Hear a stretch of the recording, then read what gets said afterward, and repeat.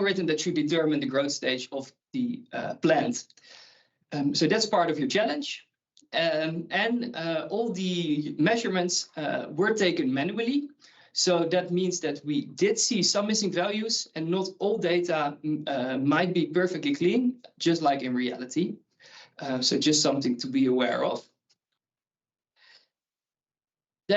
So this is roughly the task that your model has to perform. And throughout the challenge, we will keep you busy. So starting from next week on, you will get access to a training data set. And that consists of almost 300 images plus their ground truth information, so the plant rate measurements.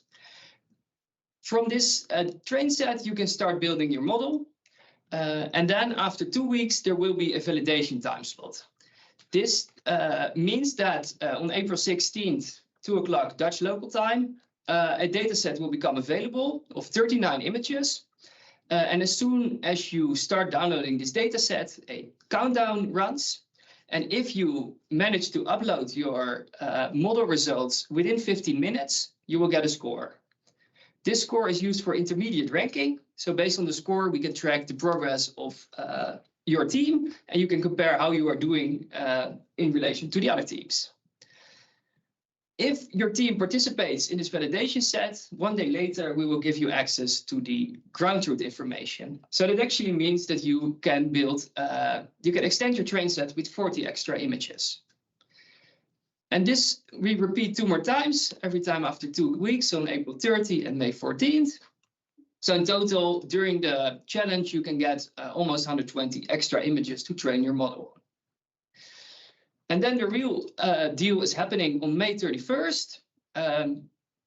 This is a very sharp moment. So at 2 o'clock Dutch local time, the final train set will become available. It consists of 96 images. And you have to upload your model result again. So the predicted plant rates before 2:30 Dutch local time. You will not get the score or a ranking of this final prediction. That will be announced during the hackathon. Is there anything that I miss on this? No, I think it's a quick overview. The rest is in the technical document. Yes. And we will hear the questions later. Fair enough. Indeed. So this is a very short summary, and everything is described in the technical document. All right. So then this is the computer vision challenge. Maybe a last word. If you go back once, you don't want to miss out May 31st, because then your score for this part of the challenge would be 0. Right? So you miss directly 35% of your scores. So put it in your agenda. I put it in the agenda of the team captains that this is the moment.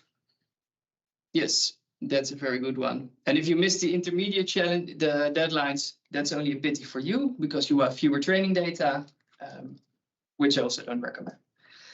All right, then we go on to part B, the climate and crop control challenge, or the simulator challenge.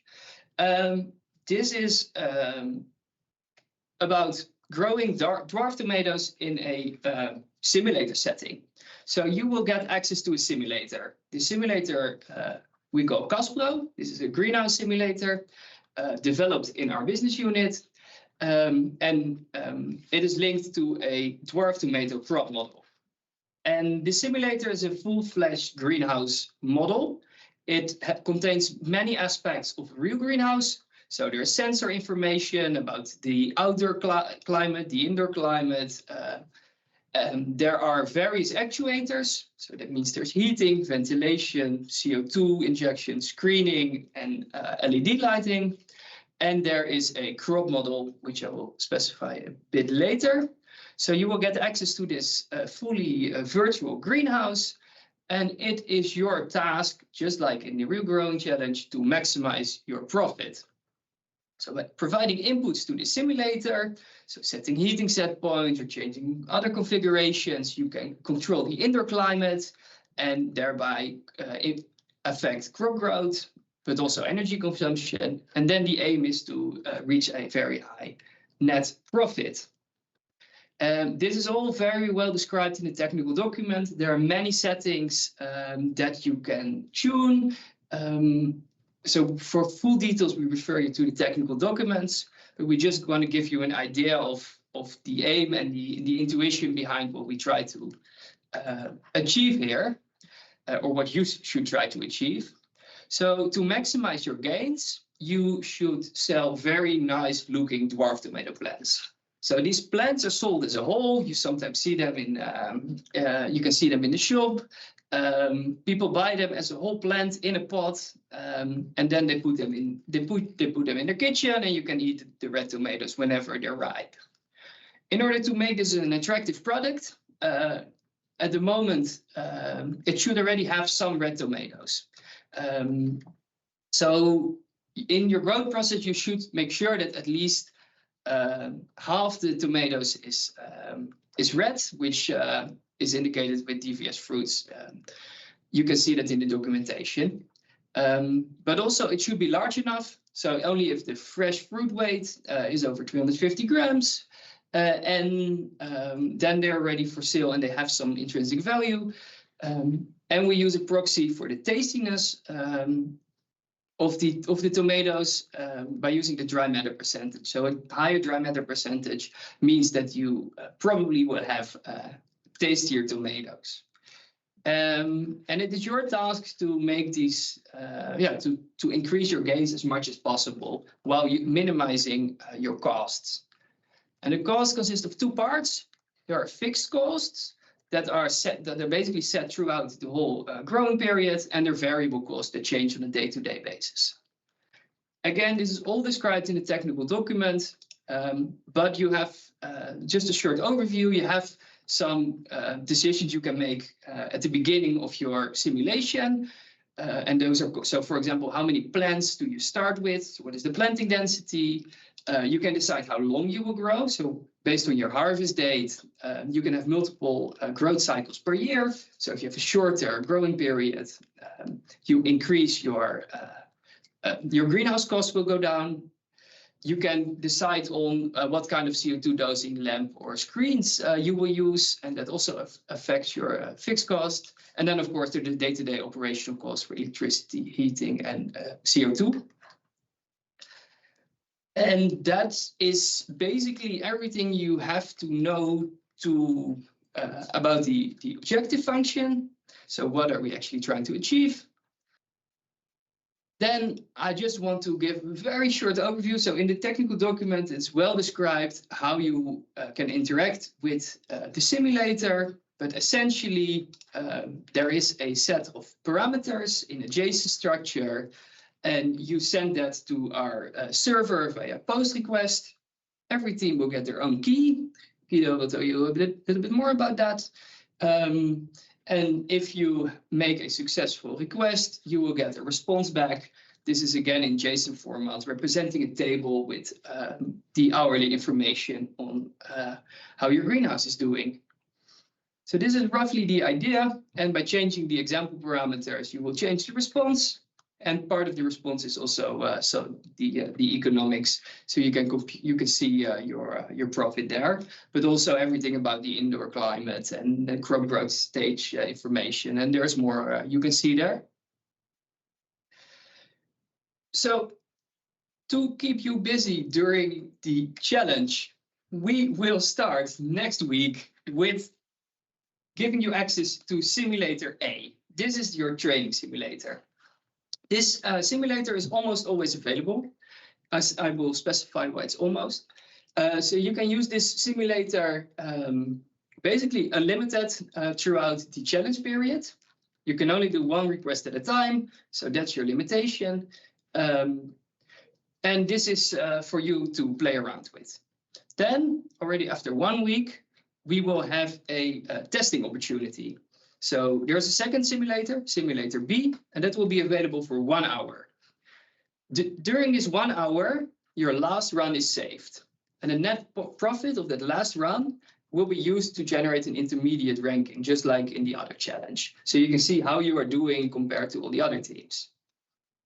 And it's important to know that one of one of the crucial factors of actually bringing your algorithm into practice is that practice is never the same as reality. So in this case, also, simulator B will be slightly differently configured than simulator A. For example, we might change the year from which we use weather data to another year than your training set. So the weather conditions are slightly different. And so the situation is the same, but we will test whether your algorithm can handle robustness. And then, while simulator B is closed, when simulator B is open, we will shortly close simulator A, and it will be updated to a new scenario. And this new scenario, you will get some extended options. So for example, you can change the year in which you do, or you can change the starting date of your simulation. And we will, if needed, we will inform you what the new scenario is. So that after 2 weeks, again on April 23, you again have 1 hour to test your model. And this we will repeat 3 more times until the final validation moment on May 31st. And just like the other challenge, this is the moment where your ranking will be determined. So again, simulator B will be open for 1 hour. You can run your simulations. And again, the last simulation within that hour, so the last result written down in our server will be the one that determines your ranking. And this hour it's 3 o'clock Dutch local time, so that means that it is after the computer vision challenge.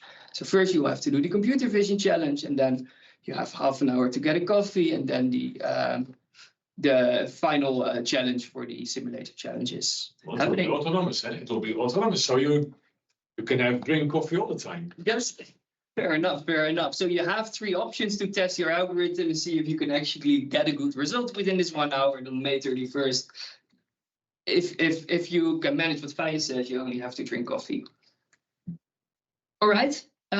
So that is everything you teams will have to do.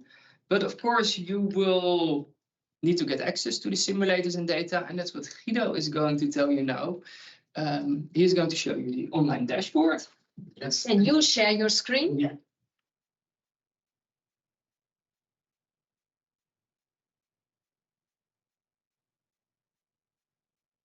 Let's see. Hey, so my name is Gilly Jansen. I am a data scientist in the Silkus team, just like Steph. I work on projects regarding autonomous greenhouses and machine learning and various other parts of it. But today I will tell you something about the dashboard that we have. This website has been shared with you already.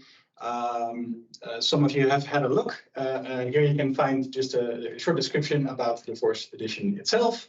There is the teams, as Silke mentioned before. Here are all your names and your expertises and the videos that all of you made. So it would be nice to kind of see what other people are participating and what expertise do they bring, and you can find that here.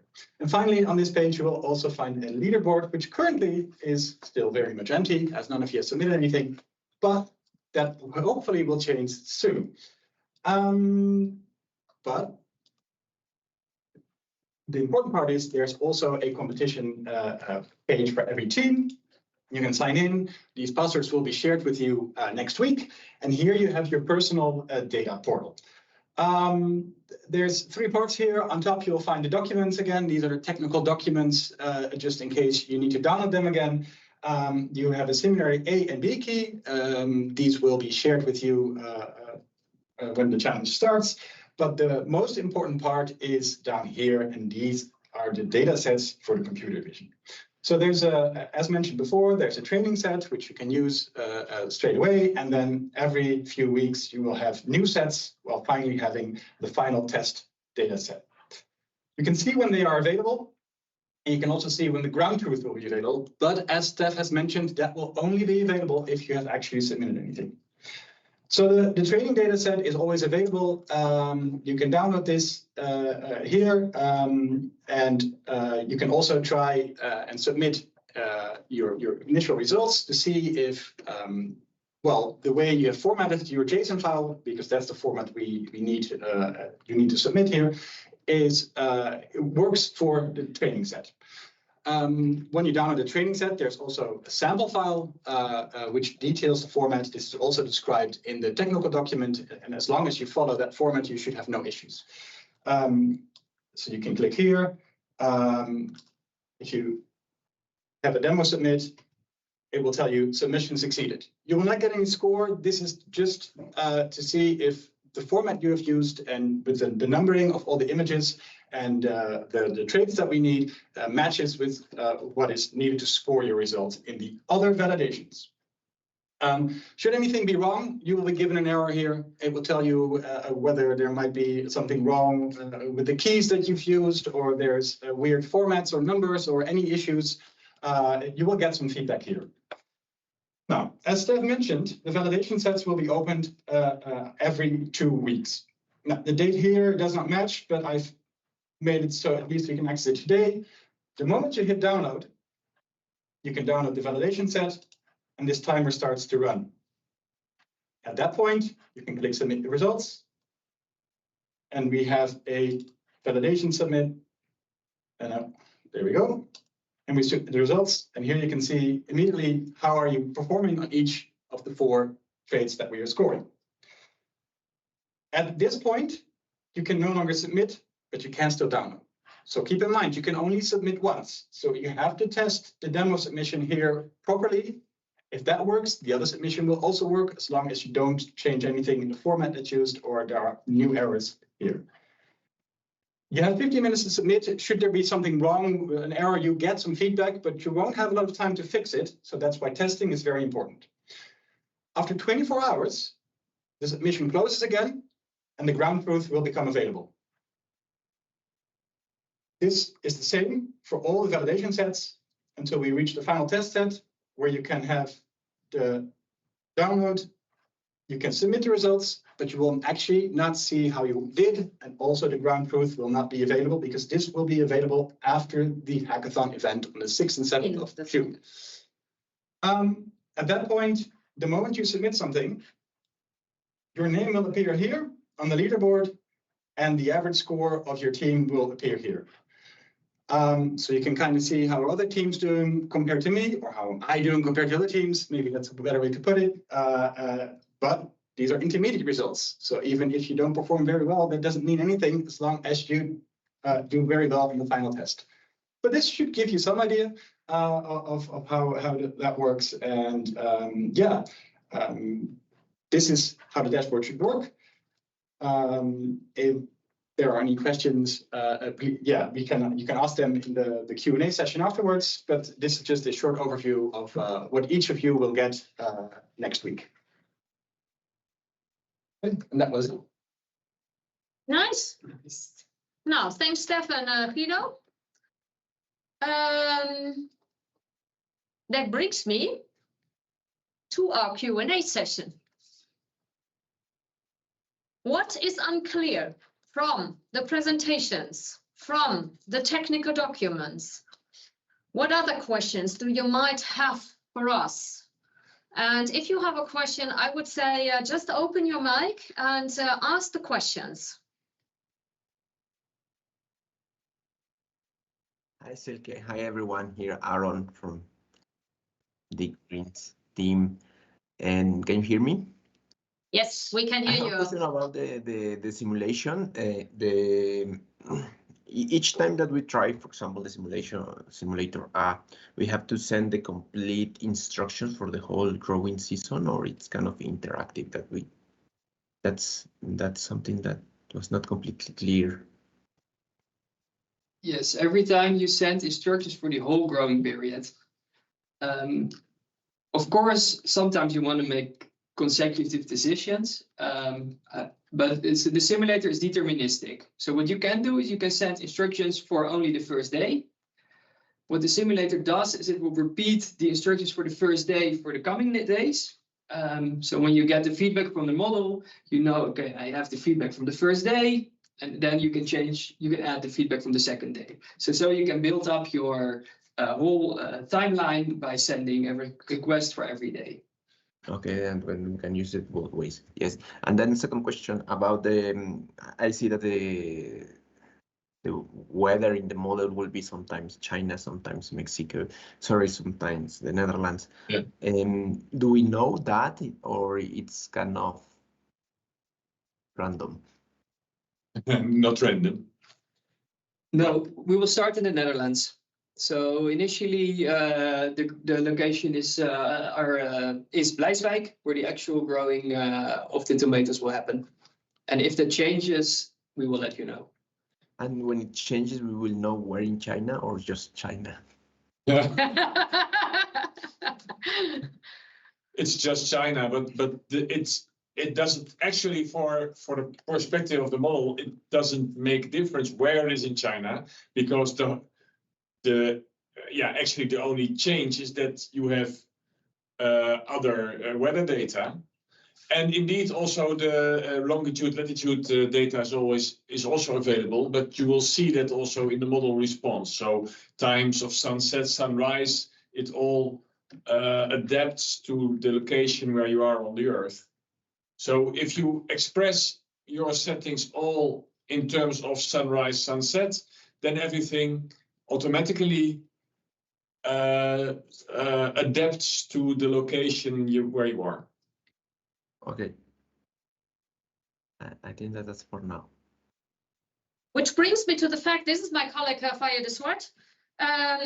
We introduced the rest here on the table, but Faye is responsible for the simulator.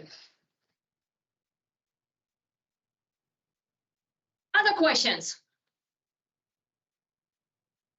I have a question.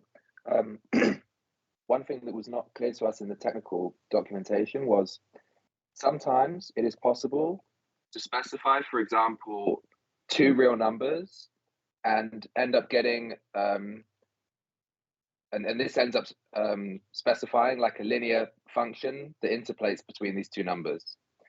And then at other times, it is possible to specify more than 2 real numbers, resulting in a piecewise linear function. So like an example of that second one would be Displacing the plant density, for example. That would be yes. So in cases in the doc where in the example only 2 numbers are given to specify, for example, a linear interpolation, but not necessarily anything piecewise linear, is that always strict?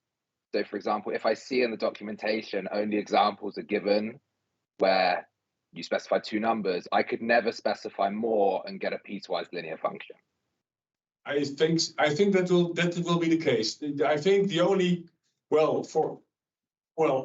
in the documentation, I paid attention to when you can enter more than 2 points, then there are examples with more than 2 points. And when in the examples it is always not more than 2 points, it will be not more than 2 points.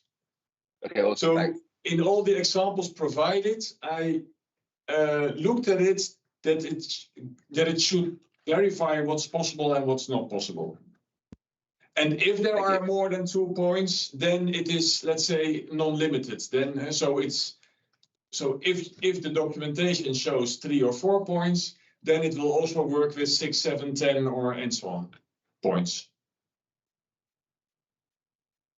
Right? So, for example, set point, the course of set points through the day, I think in the examples I've put in 3 or 4 time points, but it can be theoretically you could. Every minute you can change it if you want. But there might be a limit there, but yeah. Clear? Perfect. That was clear. Thank you. Great. Other questions? Anything?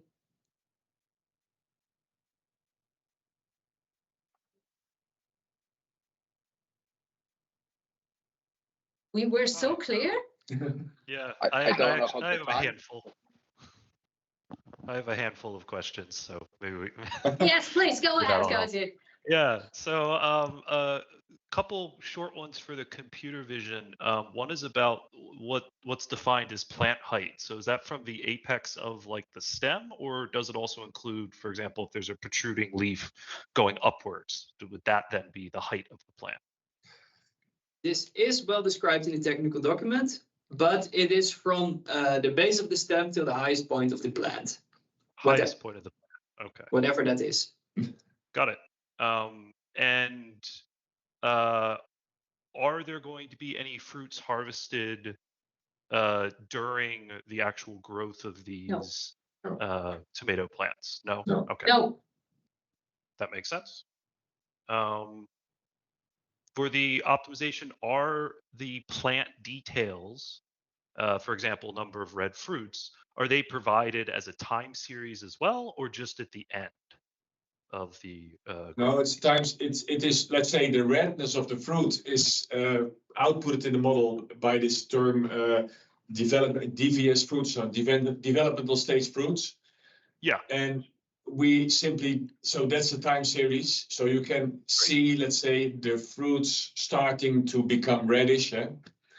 So, and we said, in the model, we have said when this developmental stage is more than half, then it means that you have the sufficient number of red fruits. So then it is, well, it's assumed to be a nice looking crop.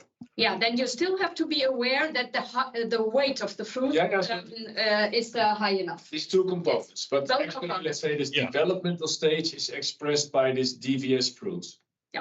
Yes, understood. And a similar question there. So the dry matter fraction then that's being reported is for the fruits, if I understood that correctly. Yeah, right. Is there any information then on the actual, the green part of the plant? Is there anything reported by the simulator in regards to that? It didn't seem like it, so I just wanted to check. Well, so the only parameter is the fraction of intercepted light. Yes. So there is the fraction crop of apps intercepted that light. is affect the crop information shown. So it's very limited. Yeah. Yeah, but the fraction of intercepted light is reported. Okay. Yeah. Understood.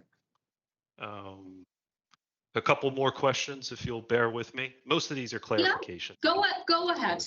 They will help others as It well, probably. will help all teams. I hope so. So it's mentioned, of course, that there's some control strategies that the climate computer is acting on, and really we're interacting with the climate computer when we're setting, making decisions about the greenhouse. So one of the questions I had is if we could be provided with information about exactly what's going on in the climate computer in terms of, for example, they mentioned there's a PI controller for temperature. Could we be informed of what those parameters are? So what the proportional and integral No. terms are? Well, No? Okay. No. Just Okay. just you have to look at it as that you are sending set points to any greenhouse climate computer, and there you don't know you also don't know what's exactly in. But it's Okay. just, yeah, so it is doing the job, and you can see to what extent it's doing the job in from the results you get. Okay, sure. Yeah. Sure. And then the humidity control, one of the things I wanted to check about that is it looks like there's also a maximum on the window setting opening. Yeah. So for example, you can set that to 30%, right? Yeah. If that is in then conflict with what the humidity controller would recommend, so the humidity controller wants to open the window more than that maximum setting, which one wins? Your maximum setting is the winner. The maximum. So that's the absolute maximum, no matter, regardless of whatever else. Okay, understood. Yeah. But yeah, also then this you will find out very easily, with one run you have seen it. I figured I'd save myself the experiment by just asking, but yeah, very good point. And then the last maybe just detail is that the yield is done per cycle. It's not annualized.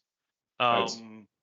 Is that, how is that kind of accounted for? Maybe that's just something I didn't understand in the cost function, right? Because theoretically, if we could grow more cycles, that would be more beneficial, right? Yeah. On a year by year basis.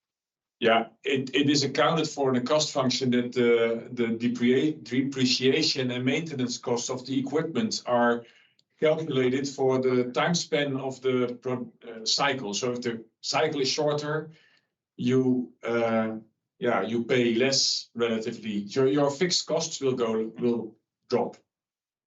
Understood. Understood. So that's how it's being factored in. Yeah. Okay.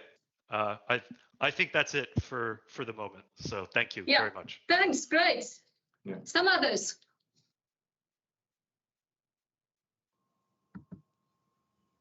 I have a few more questions, if that's okay.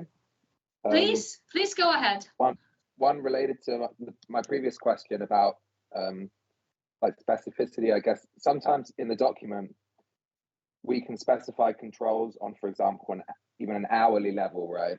But then other times in all the examples, it's only given on a daily level, or even just one setting for the whole year in some of the examples. In these examples where, for example, you can only specify a daily level and there's no example of an hourly level control given, can we assume that it is not possible to provide Yes. more fine-grained control than daily, for example? Yes. Okay, perfect. And a question about the output example. I think it is quite clear like what the example output should look like, but we do in this document see it as like separate parts, right? Like we see the economics part of the JSON and the like example output part, and then the example like header from a response. Is it possible for us to get like a complete JSON file of what this whole response looks like, just so there's no ambiguity in what the format of what we're expecting to get back is?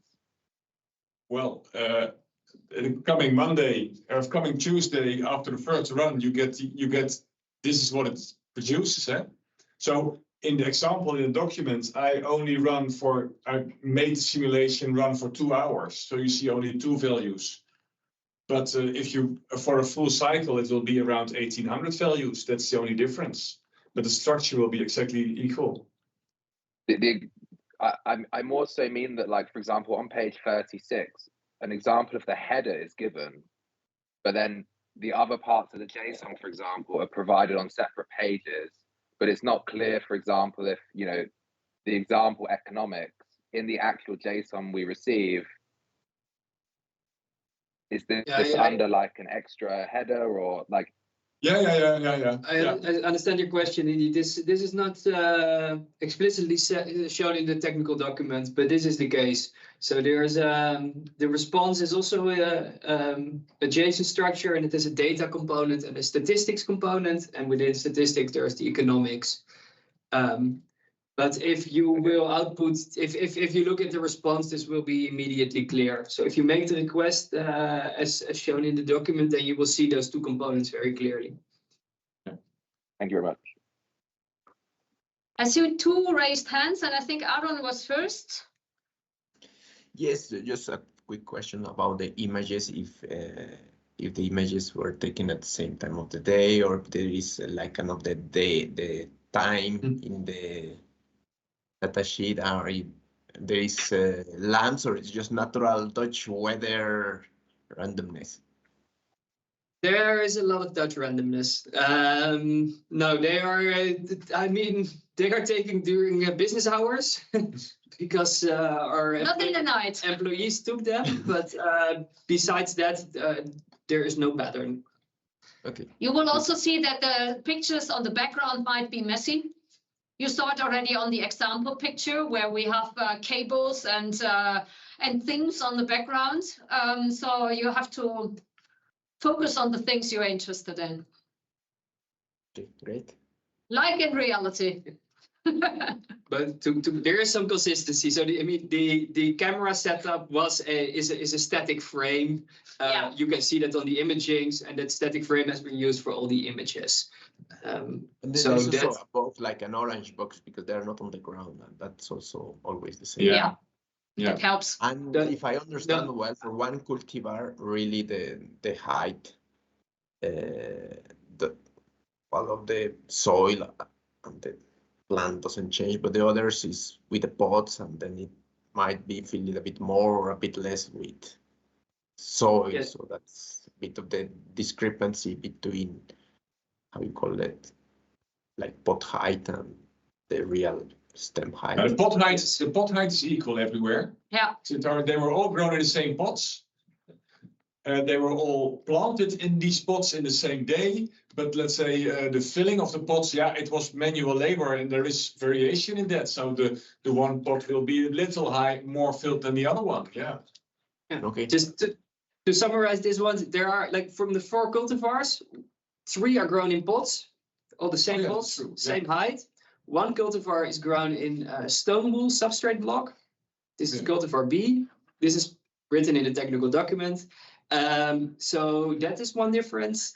And indeed, when the plants were smaller, the people might have used this crate to get a better image of the plant. Okay, and one more question, because we will only get at the beginning the cultivar names, but then the condition and the age are provided in the ground truth or are never provided? Never. Never. Okay.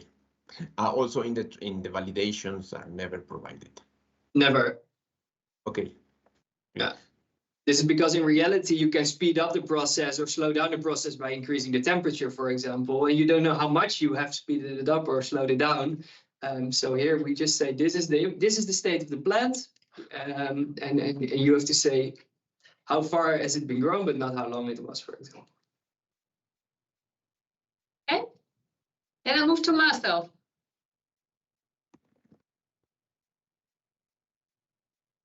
Yes, thank you. Thank you for the introduction. There we go.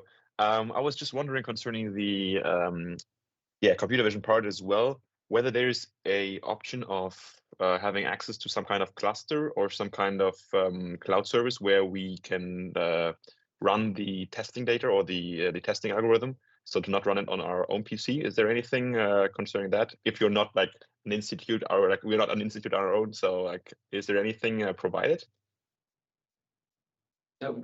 No, unfortunately Okay. for you, we don't provide the computation environment.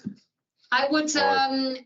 I would say try out how much computation time it takes you for this. At the end, it's 96 images. Try out how much computation time you need. I think Steph did it also on his normal laptop, right? You tested it on your laptop. Yeah, and I guess training can take a long time, but Yeah, training inference can- should be fast anyway. So that's what we've accounted for also with the upload in 15 minutes and 30 minutes for the final upload. So we looked at the file sizes and estimated what an average or acceptable download speed should be. And based on that, we set these time limits. But for training, you have 8 weeks. yes, exactly. So. Oh. Yeah, we're just aiming to have multiple runs rather than with just one. But yes, okay. We'll figure it out. Thank you. Let me see. Please ask your question. Hi, yeah, I have a question about the simulator. Yeah, so how long will you open the simulator A? Is it going to be open also during the real growing challenge? Yes. Yes. Okay. Yes, we will. For the teams which go on for the autumn experiment, we will make it available. You can make use of it. You don't have to, of course, because you can solve the problem also in other ways. But we will make it possible that the 5 teams have access to that. Okay, and I have another questions about the simulators. So approximately how many times can you run your algorithms in simulator B during for about an hour, right? 1,200 times. It takes about 3 seconds a run. About 3 seconds. Yeah. Okay. So the full cycle is about 3 seconds. So if you make steps in between, so if you progress in time, let's say, then on average you have 2 seconds or something. But that's that's the order of magnitude of time consuming. Thank you. Let me see, who was next? And then I know, Shu? Yeah, can you hear me? Can you hear me? Yes, we can hear you. Okay, I got a question related to the computer vision part. Like in the document, it mentions something about the IR images, but in the presentation and also in the GitHub, I didn't see anything about it. Could you elaborate this part, the IR images? Yeah. There is, so this, it's, you mean the infrared imaging, is that correct? Yes, yes. Yeah, so there's it's a dual camera, so there are two infrared images taken from a slightly different position, and based on that, the depth images can be reconstructed. Those images, I did not show you them. They're not shown in the there's no image of them in the technical document. But I did describe how the file structure, the folder structure will look, and there you can see those images. So the information is there in the digital images we send, but we don't show it in detail in the technical document. Yeah, there's no Right? screenshot of it in the technical document, Yes. but you will get them. Okay, thanks. It's also in the same format. I mean, for one group of the RGBD images, also paired with two infrared images. Am I right? Yes. Okay, thanks. Matej, Hi, hello. I have a question regarding part B about this greenhouse simulator. So, for instance, when there is a rain or too strong wind, can these parameters influence our greenhouse model? That, let's say, that the vents will be overruled and closed, or is there anything like that? Is there any real? No, there are those. No, these are not. No, we don't have overrulings on rain or wind. In reality, there are, but in practice, not. And by the way, simulator not. in the simulator, not. Yes, yeah. And we have one more question. I'm not sure if it was mentioned anywhere, but when will we get the dashboard access? Maybe the link was already distributed, or we will get it on Tuesday. The link is in The documents. one of the documents. I'm not sure exactly which, but there is a link. But you won't get your accounts and keys for that until Tuesday. We will send them around, and as of that moment, you can immediately start downloading and working on it. Yeah. But you can have a look at the dashboard, you can have a look at the other teams and these kind of things, but just you cannot access the data before you have the keys. Okay? I have another question, if I may, about the hackathon event. We were thinking about organization of our arrival to the Netherlands, and my question is if since there will be the C part of the challenge and only captain is mandatory to be there, it is possible to collaborate online with the rest of the team, or there should be a person specially dedicated on the event who will solve this problem? Oh, you will have the possibility to connect to your team online. It's wise to have a laptop with you, or have the team members having some computational power is a large word in the background. It will be related to computer vision that we can reveal. It will be a computer vision task. The part C, yes. So, but that's the only thing I tell you about it. Thank you. Thank you. Yeah, clear? Good. Marcel, again? Yes, it's me again. Just one short question concerning the hackathon as well for the mean of presentation. Is there anything specific expected, like PowerPoint or like a poster presentation, or is there anything? We will come to that. We will give you information beforehand. Actually, you're free. You're always free to present how you want, but your time will be very limited. And if you will give the jury a lot of information, maybe PowerPoint presentation is useful.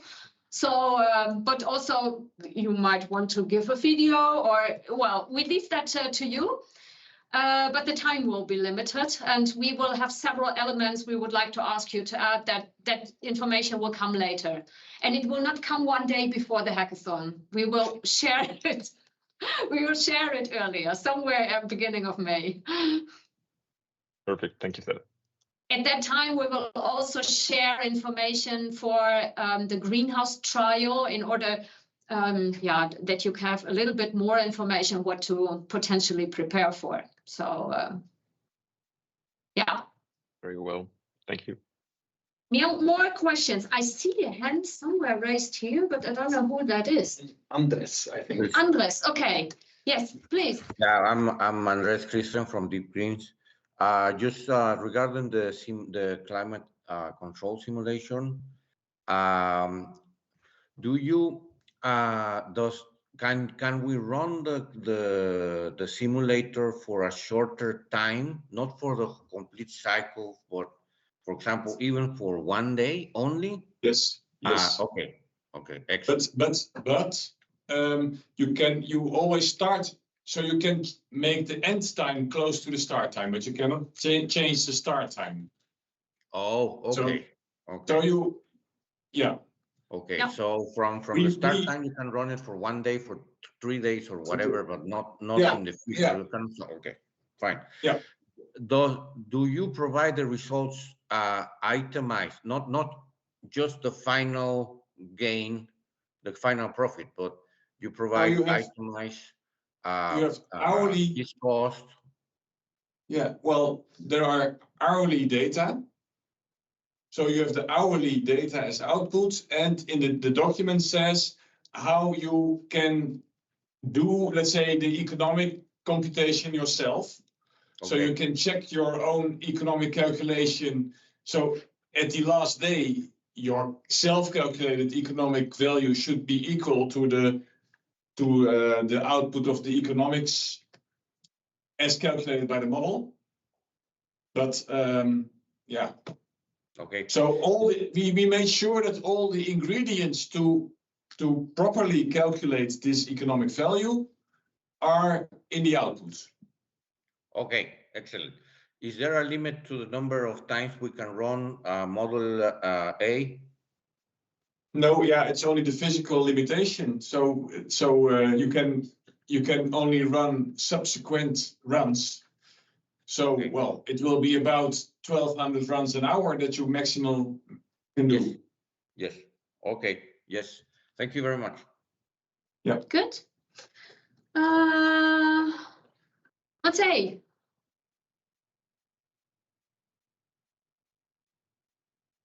I'm sorry, my mistake. All my questions are answered. Sorry.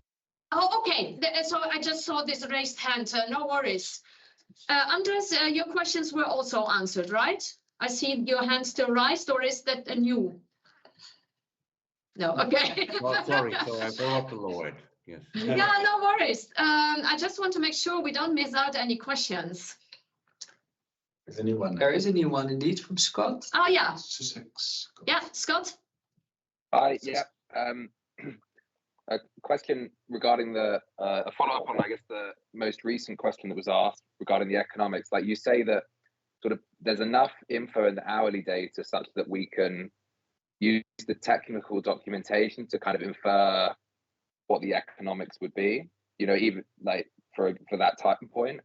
From this, can we also infer then that between simulator A and simulator B, the shift that we will observe between the two simulators won't be something that involves the economics? Like, of course, we can go ahead.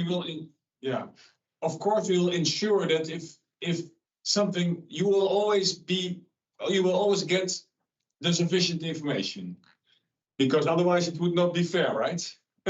Sure. Yeah, I just wanted to clarify. Yeah, that's perfect. Thank you. It could be that we change our economics. It could be, but then it's told. No, then we tell you. Yeah. Yeah, like you just tell us that the electricity price changes or something, and then we can Exactly. hard code this. Okay. Yeah. Not an illogical assumption. Yeah. Thank you. Xie. Hi, this is Yang from Texas. Hi, everybody. So I have a question about the simulators. So you said that the physics of the simulation or simulator A and simulator B will be slightly different, but you are not gonna inform us the actual physics condition between those two, right?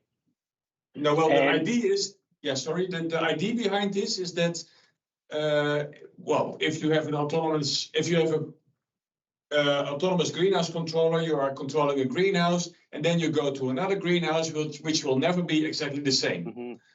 And of course, the major parameters of the greenhouse are known, are discussed, but it will never be exactly the same. So this uncertainty of the exact behavior, might be there in the simulation models, just as they are in reality. That answers my question. And I do have a follow-up. So would you specify the operation range of each simulator? Let's say simulator A is ideal to operate between 18 to 25 Celsius, and I am not supposed to drive it over or under. You have to find yourself. You will find yourself. Yeah, you have to explore that yourself. Maybe also at that moment a remark from us. We made a simulator. It's still a game. So simulators might react different than you expect. Might. I see. And would you, so in the training data you provided, does that include some of the growing condition that is not ideal? Let's say that. So the model will show you which is more ideal and less ideal. You get an answer. You have to explore. Yeah. Okay, so even if I run the like non-ideal growing condition, your simulator can still generate some output instead of just producing an error. Yeah, it will generate output, but worse output, let's say. So it will show you that this is not a smart control. Right. But it's also crucial in like expand the spectrum of the model capacity and such. But I think that answers my question. This is a very good lecture and a very good information section. I appreciate it. Yeah. And maybe there are for some parameters, but not for all. I have made some boundaries. When you go really out of strange things, you also will get informed. For example, if you put in lamps with 1500 micromoles, it says, well, this is out of reach. Yes. So then you get an information. Yeah. But then you are informed which parameters has been, or negative values is also not possible, of course. Then it will say it cannot be smaller than 0. So you get a response, an error response, if it's a clear response. And if things which are not an error, but simply stupid, let's say, then you will find out yourself. Yeah. Yes, sir. That's very helpful. Thank you. Yeah. I saw a raised hand from Antonio.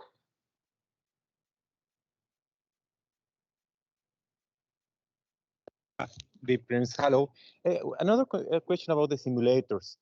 Somehow, I mean, the initial conditions of the greenhouse, those are given. I mean, we know the temperature, pressure, everything when it's how you start the simulations, because I mean, your simulator should be a system of ordinary differential equations. So initial conditions are important, no? So we get that information. We can get to this information. No, well, this simulator initializes with all, let's say, everything to normal values. So I think the initial temperature is something like 20 degrees or something like that.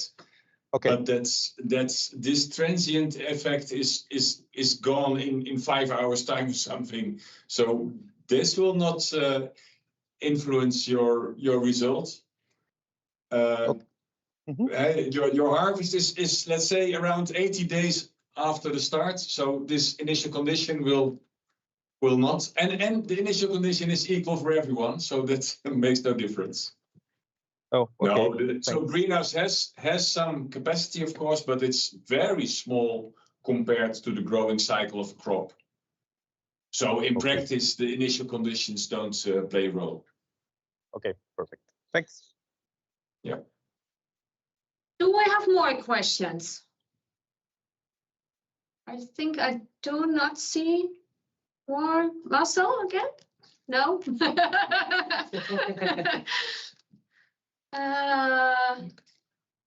Yeah, if we... There's one more? Yeah. Oh, two more. Two more. Okay, well, Jing, go ahead. Okay, hi everyone. I'm a member from the ARCU. So for the simulator, you give an example data of model output for 2 hours simulation. I see the data about the plant fruit fresh weight, etc. are all 0. So my question is, it seems we could only get the final result of the whole period of the 2 hours, not the details of what happened during these 2 hours. Is that am I correct? Well, plant output is only updated once per day, let's say. So it are every time 24 the same values, and then at noon you get the new one, because the plant development model is let's say a daily development based model. Mm-hmm. So the plant response you will see as a stair function, let's say. Okay, so it's kind of a cumulative data, I guess. Well, a crop is cumulative, so the fruits become more and more red, and they become more and more large. Okay, right? Clear. Okay, thank you. Last question from Matei.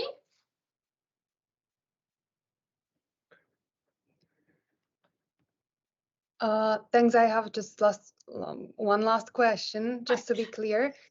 If there is any possibility to change the format of input.json, like adding some parameters or changing them, or it should be based on the template, like strictly?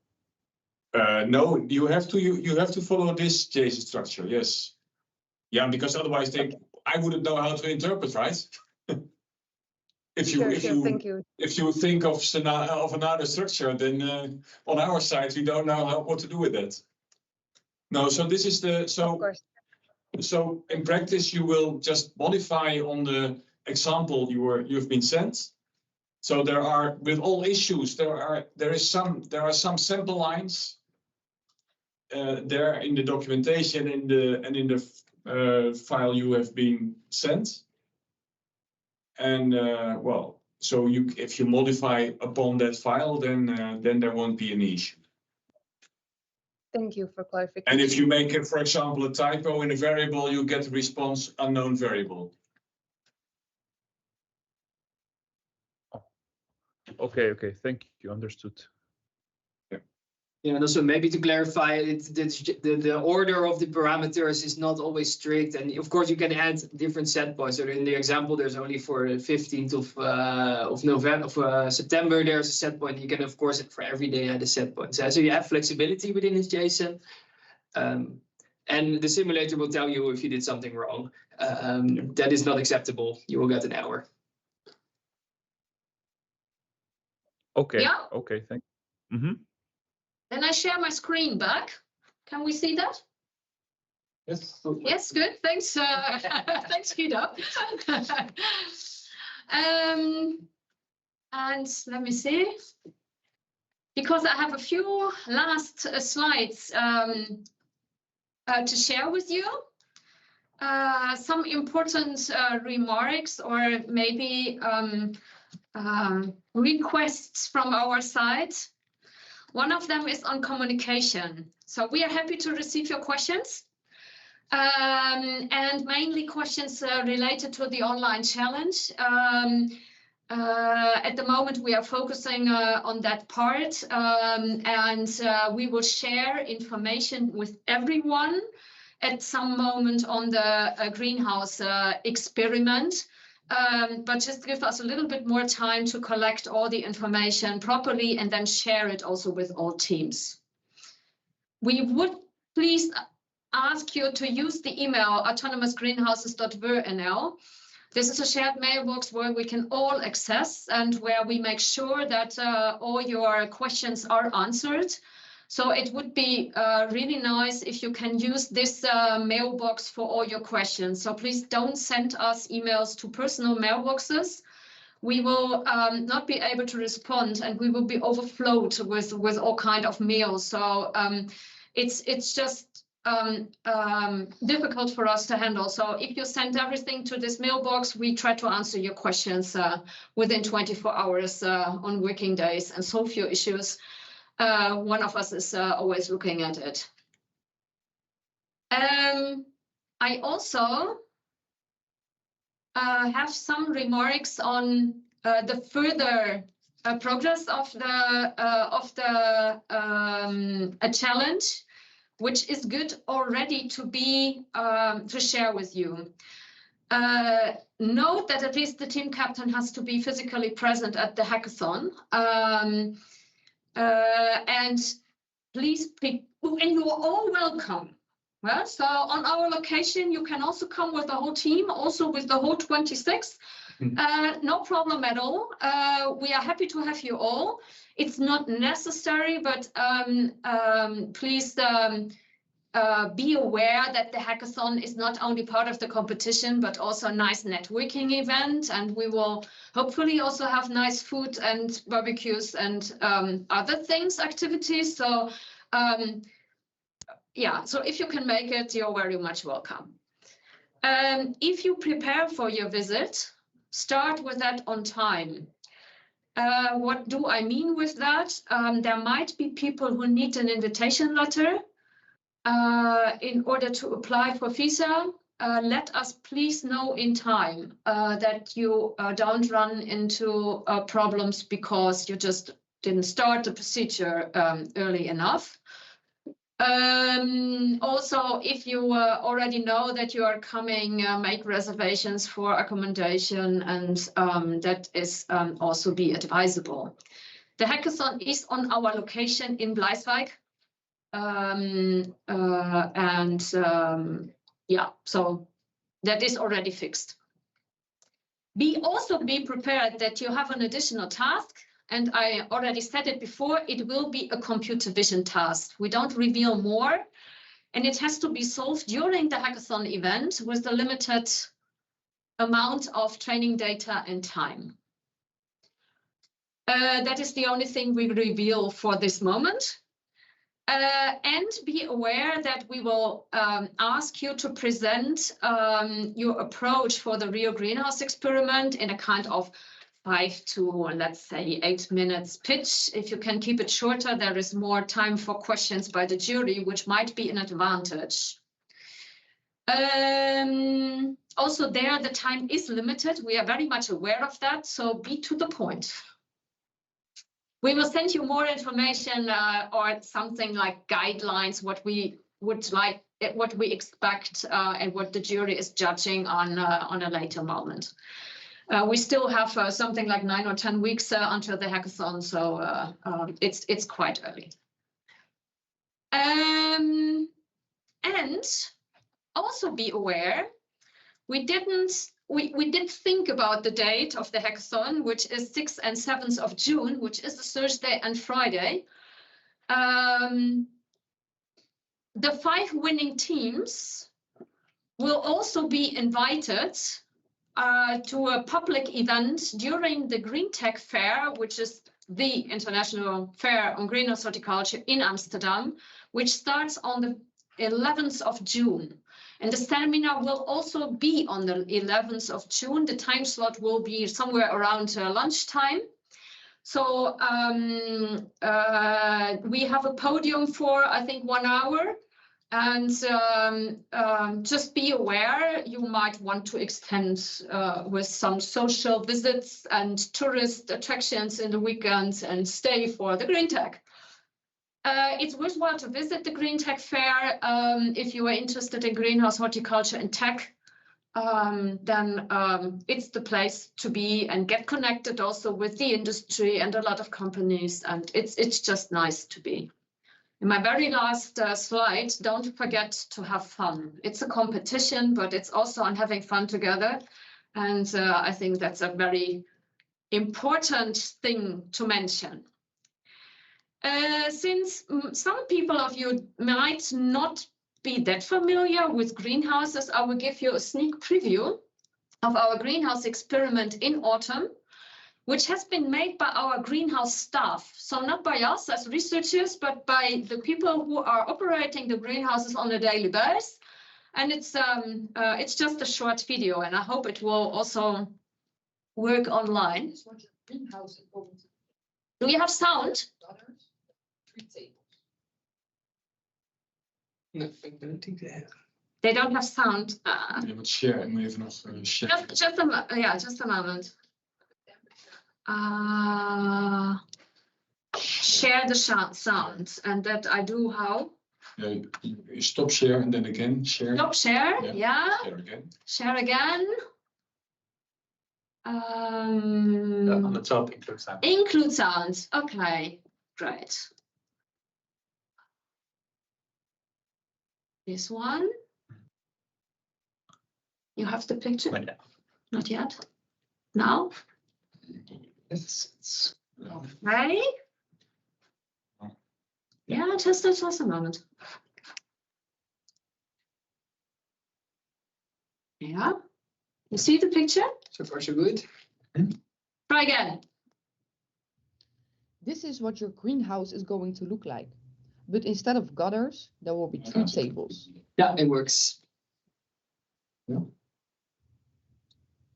Here you are seeing the measuring box with inside the sensors for the temperature and the relative humidity. This is the PAR sensor with a sensor that measures how much light there is inside the greenhouse. The greenhouse can be sheltered at the sides from the light of the sun or from the neighbors. You also have energy screen for sheltering the sunlight, or the black screens to reduce the energy during the cold nights. The fogging system can help you get a better relative humidity inside the greenhouse.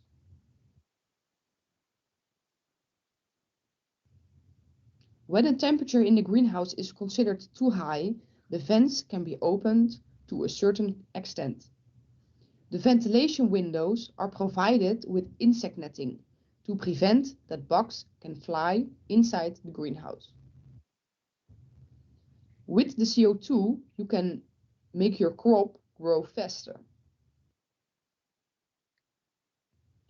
Hot water is going through the pipes so you can heat the greenhouse from the floor, net 1, or with net 2, which will be at the top of your crop.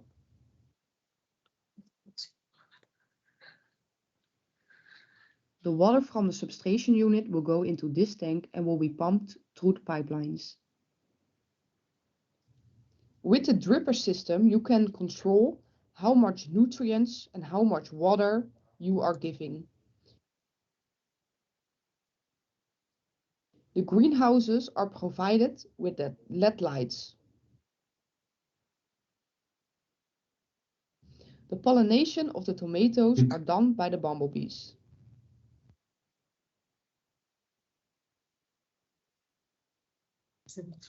Here you are seeing pictures from the pre-trial that we did last September. This was a short video of how our greenhouses work. Hopefully now you will understand how to grow dwarf tomatoes. Well, so far the video just as a sneak preview. There is more to it and maybe more details, but that we will share on a later stage. Anything left we did not cover in this seminar. Urgent questions left, which you would like to ask? Because if you ask them now, it's easier for us. We don't have to answer them by email. So there's a question, if they also received the video. There are questions in the chat. we will. Yeah, we will also share the video. Maybe we can put it on the dashboard or something. We will see how we do that. Yeah.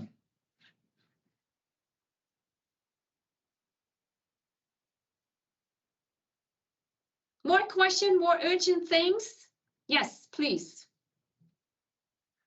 I do have a question. So, do you provide a platform that each team can raise their questions all together for like common thing? I know we're in the competitive format, but there might be some general question that you only need to ask once, and they can be shared with all the teams. We did not provide a platform for that. We were discussing that we receive individual questions and that we might collect them in an FAQ document on the dashboard. That was just something which popped up this morning here because we want to have a same level of information for everyone. So we will think how to do that smartly, and because we have to answer the questions anyway, and we just can drop them in a kind of FAQ. We don't have we don't provide an interactive platform between the teams online, but you have with the invitation here, you have the email of all the team captains, and feel free to connect to each other also without us. I see. So the communication between different teams is allowed. Of course, not sharing. Yeah, sure. Oh, just let me make it sure. You can communicate as much as you want. In earlier editions, we also had teams who joined forces and made 2 teams to 1 team.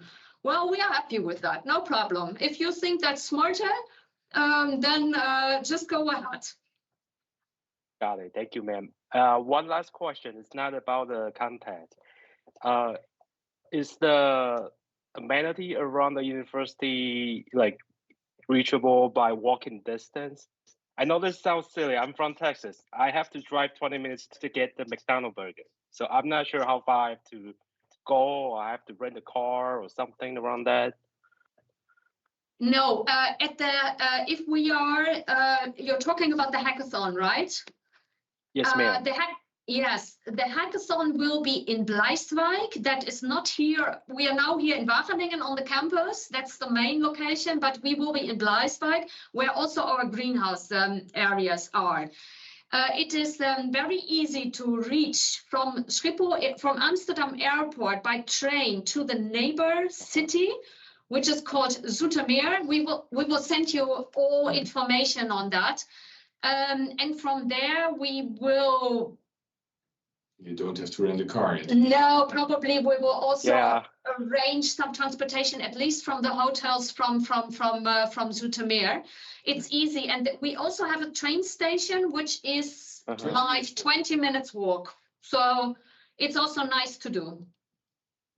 I see. Oh, you guys are not gonna provide like a staying, right? We have to like find our own hotel room to stay. Yes. During the event. Yes. You have to arrange travel and accommodation and things yourself. If all people are at the same place, we might organize a shuttle bus for that. So that's not the main problem. But usually people are spread out. So. And again, we are quite good reachable. It's unless you cannot walk, then it's recommendable to organize other transportation, but it's easy to do. Yes, ma'am. We will send you more information where it is and how to reach. Sounds good. I appreciate it. Thank you. Other questions, also practical questions, which we did forget?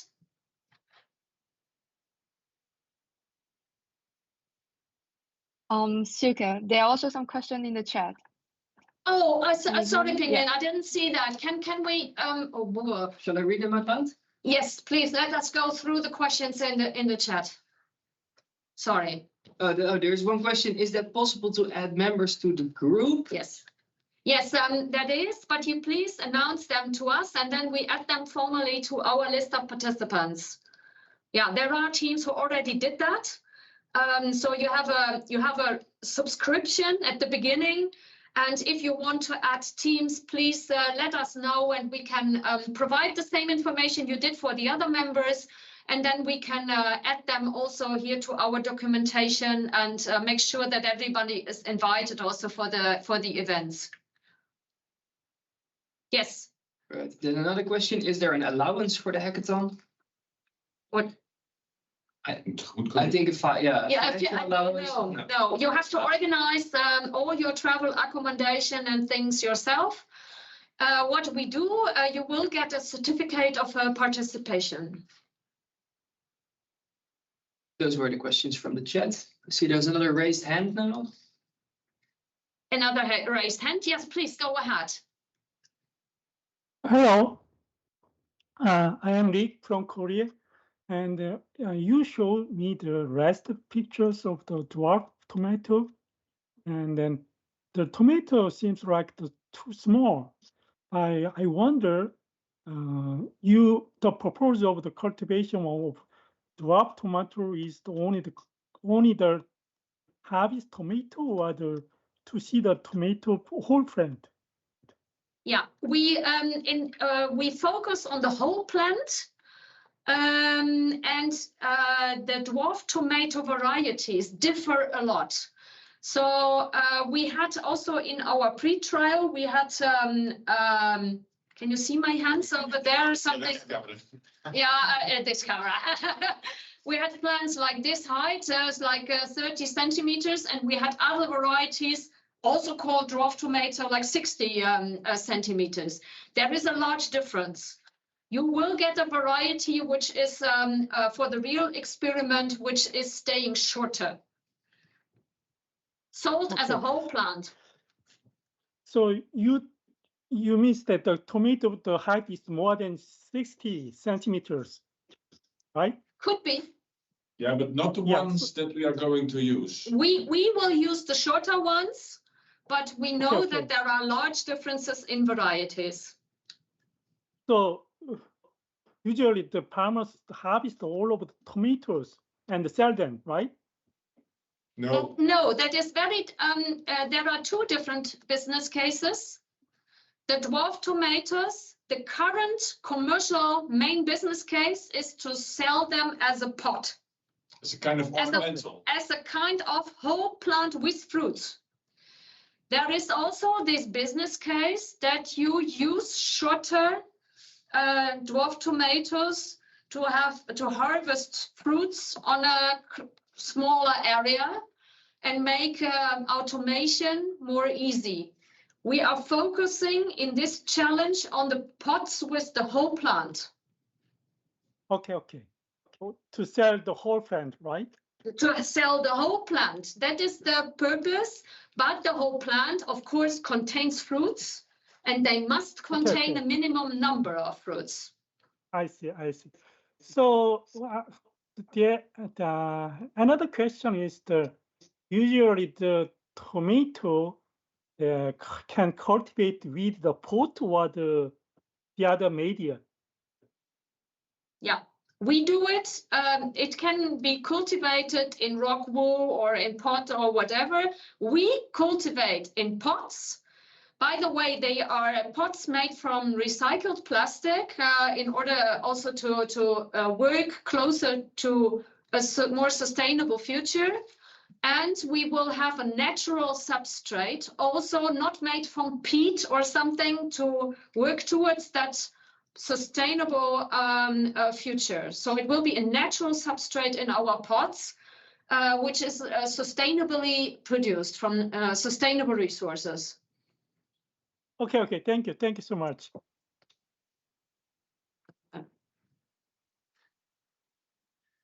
Yes, if we have covered all the questions, then I would like to thank you all for your participation and all your active questions, and for your time, very late in the night and early in the morning.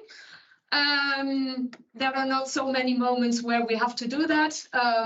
There is only one at the 31st of May. Please put it in your agenda. Then you have to be awake again. So I would say have fun with the preparation. Keep active. Keep communicative. And yeah, enjoy. Okay. Thanks. Yeah. Goodbye. Thanks, all. Ciao, ciao. Bye-bye.